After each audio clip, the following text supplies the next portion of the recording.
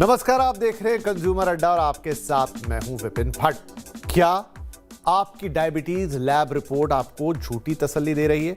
The Lancet ने HbA1c, the Lancet यानी दुनिया की जानी मानी आप कह सकते हैं हेल्थ मैगजीन या मेडिकल मैगजीन जिसमें लेटेस्ट अपडेट्स और रिसर्च छपते हैं, और HbA1c यानी वो टेस्ट जो कि बड़ा प्रामाणिक माना जाता है डायबिटीज के लिए। तो द लेंसेट ने HbA1c टेस्ट पर चौंकाने वाले खुलासे किए हैं। इसी पर कंज्यूमर अड्डा में होने जा रही है चर्चा। तो क्या, जैसा मैंने कहा कि अगर आपकी रिपोर्ट आपको झूठी तसल्ली दे रही है, अगर आपका शुगर कंट्रोल में है, तो भी आप खतरा क्यों महसूस कर रहे हैं? जब लैब रिपोर्ट और आपकी सेहत के लक्षण अलग अलग इशारा करें तो आप किस पर यकीन करेंगे? क्या डायबिटीज की जांच का गोल्ड स्टैंडर्ड माना जाने वाला HbA1c टेस्ट अब फेल हो रहा है? तो दुनिया की सबसे प्रतिष्ठित मेडिकल मैगजीन द लेंसेट ने इस पर जो खुलासे किए हैं वो आपको चौंका देंगे। आज हम आपको बताएंगे कि ग्लूकोज गैप क्या होता है और डायबिटीज के मरीज को ये कैसे अंधेरे में रखता है।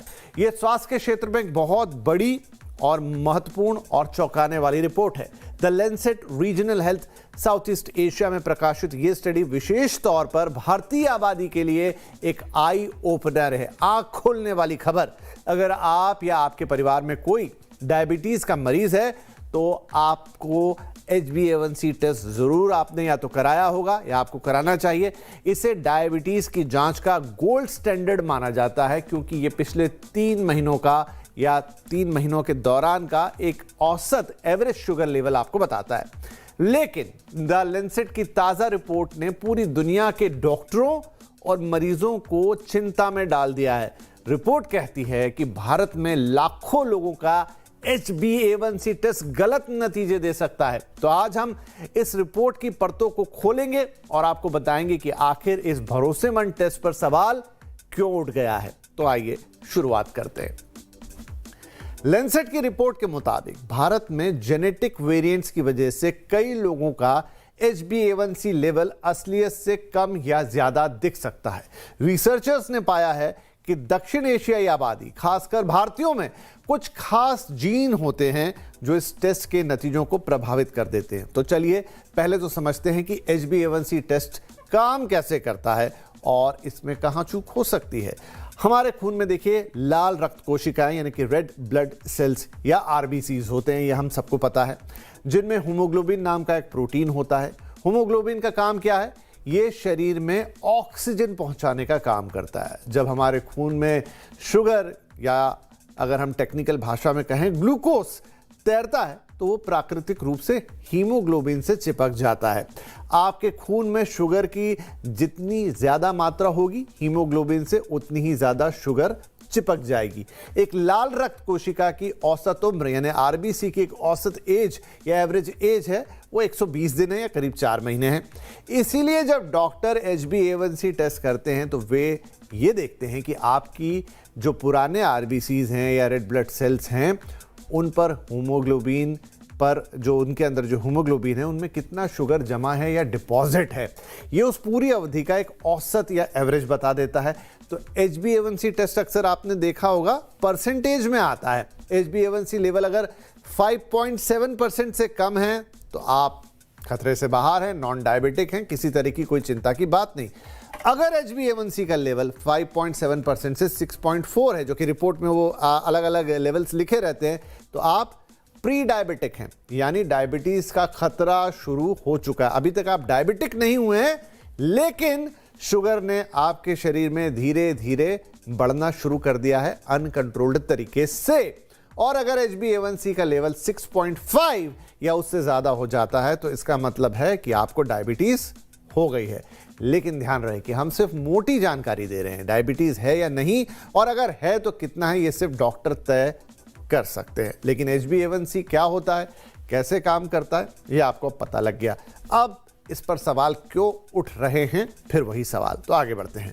जैसा कि हमने पहले चर्चा की, लेंसेट की रिपोर्ट कहती है कि ये टेस्ट हमेशा 100% एक्यूरेट नहीं होता है। कुछ परिस्थितियों में ये गलत रीडिंग दे सकता है। कैसे?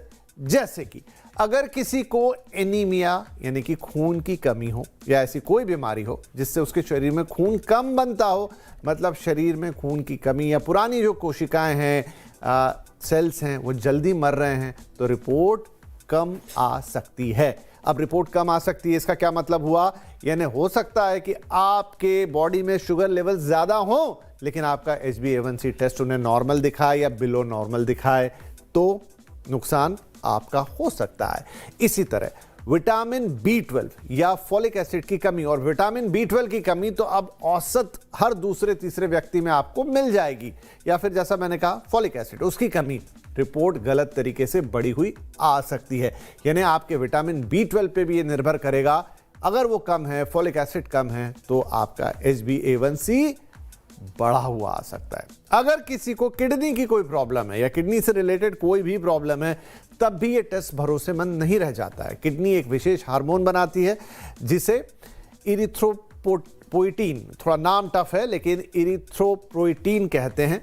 ये बॉडी में रेड ब्लड सेल्स बनाने में मदद करता है। जब किडनी खराब होती है तो ये हार्मोन कम बनता है, जिससे लाल रक्त कोशिकाएं या RBCs या रेड ब्लड सेल्स कम बनते हैं, और जो बनते हैं वो अपने सामान्य 120 दिनों का जो उनका लाइफ साइकिल होता है उससे पहले ही डेड हो जाते हैं।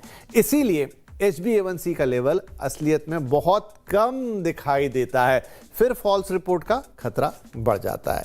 तो कई भारतीयों के जीन में हीमोग्लोबिन की संरचना या उनका जो टाइप है वो अलग अलग है, जिससे टेस्ट की मशीन सही रीडिंग नहीं ले पाती है, और यही कारण है कि बहुत सारे HbA1c टेस्ट सही रीडिंग के बिना आते हैं, भ्रामक रीडिंग के साथ आते हैं। तो इन सभी मामलों में मरीज को लगता है कि शुगर तो कंट्रोल में है, जबकि शुगर असलियत में बढ़ चुकी होती है। और आप सब जानते हैं कि शरीर में अगर शुगर के लेवल्स बढ़ने लगे तो धीरे धीरे वो हमारे ऑर्गन्स को डैमेज करना शुरू कर देते हैं। राइट, तो द लैंसेट की रिपोर्ट में एक शब्द का इस्तेमाल हुआ है, उसे जान लेना बहुत ज़रूरी है। क्या है ये शब्द? ये शब्द है ग्लूकोज गैप। देखा गया है कि कई भारतीयों में लैब रिपोर्ट कहती है कि शुगर कंट्रोल में है, लेकिन जब उनका डेली शुगर लेवल चेक किया गया तो वो बहुत ज्यादा निकला। ये कई लोगों के साथ होता है। वैसे आप भी कभी ध्यान दीजिएगा, आप अपना HbA1c भी कराइएगा, और वो जो साथ में फास्टिंग ग्लूकोज या पोस्ट पेरेंडल यानी खाना खाने के बाद वाला जो शुगर चेक होता है उसे आप कराएंगे तो आपको लेवल्स में डिफरेंस आएगा। एक रिपोर्ट कहेगी कि सब कुछ नॉर्मल है, लेकिन दूसरी रिपोर्ट में लेवल एलिवेटेड यानी बढ़े हुए दिखाई देंगे। इसे ही ग्लूकोज गैप कहा जाता है। इससे नुकसान भी हो रहा है, मरीज को लगता है कि वो तो ठीक है, जबकि अंदर ही अंदर हाई शुगर उसके अंगों को नुकसान पहुंचाना शुरू कर चुकी होती है। तो ये बहुत इंपॉर्टेंट है, और ये सारी बातें इसलिए बहुत इंपॉर्टेंट है जनाब, क्योंकि भारत जो है वो डायबिटीज़ की वर्ल्ड कैपिटल बन चुका है। और अब तो बहुत यंग लोगों में बिना किसी रीज़न, पहले तो ये होता था कि डायबिटीज़ उनको होगी जिनको आनुवांशिक तौर पे मिली है, जिनके पहले पीढ़ियों में डायबिटीज़ चली आ रही है, लेकिन अब तो बहुत बड़े परसेंटेज में ऐसे लोगों को डायबिटीज़ हो रही है जिनके यहाँ पहले किसी को डायबिटीज़ नहीं थी। कई बार अच्छी हेल्थ होते हुए भी लोग डायबिटीज़ का शिकार हो रहे हैं। बाकी हमारा खान पान, खराब नींद, खराब लाइफस्टाइल, ये सब तो डायबिटीज़ को न्योता दे ही रही हैं। अब सवाल ये है कि क्या HbA1c टेस्ट बेकार है और इसका सहारा लेना बंद कर देना चाहिए? जी नहीं। HbA1c एक बेहतरीन टूल है, लेकिन इसे ग्लूकोमीटर की रोज़ की जांच और शरीर के लक्षणों के साथ मिलाकर देखना चाहिए। कैसे? उदाहरण के लिए समझते हैं कि अगर आपकी रिपोर्ट 6.5 है लेकिन आपको बहुत ज़्यादा प्यास लग रही है, या आपके घाव धीरे धीरे भर रहे हैं, या फिर आपको इन्फेक्शन लगातार हो रहा है, किसी भी तरह का इन्फेक्शन हो सकता है, तो रिपोर्ट पर दोबारा विचार करने की ज़रूरत है। दूसरे कई टेस्ट हैं जिनकी मदद ली जा सकती है। एक, घर पर ग्लूकोमीटर से नियमित जांच करें और इसका रिकॉर्ड रख लें। एक तरीका ये हो सकता है। अगर HbA1c पर शक हो तो डॉक्टर वैकल्पिक टेस्ट की सलाह भी दे सकते हैं, यानी आपको एक अल्टरनेट टेस्ट बता सकते हैं। अब ऐसे भी टेस्ट होते हैं जो पिछले 2 से 3 हफ्तों का भी औसत बताते हैं। इसको कहते हैं फ्रुक्टोसामाइन टेस्ट, जो HbA1c लगभग 3 महीने का एवरेज बताता है। अब जो फ्रुक्टोसामाइन टेस्ट है वो आपके 2 से 3 हफ्ते का एवरेज बताते हैं।